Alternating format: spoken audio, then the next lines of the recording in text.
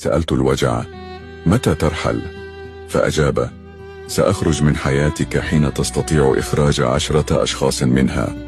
من شاركتهم أحلامك فدمروها، من أعطيتهم ظهرك ليستندوا عليه فغرسوا خناجرهم فيه، من كنت لهم نورا في عتمتهم فكانوا لك ظلمة في عز نهارك، من كنت تداوي جراحهم فتلذذوا بإيلامك، من فتحت لهم أبواب قلبك ففتحوا لك أبواب الخذلان، من حميتهم من قسوة الحياة فكانوا أقسى منها عليك، من سامحتهم مرارا فكرروا الطعنة ذاتها، من وضعتهم فوق كل شيء فوضعوك في أسفل أولوياتهم، من منحتهم الأمل فمنحوك الخيبة والوجع، وأخيرا من ظننت أنهم سيبكون غيابك فاحتفلوا برحيلك.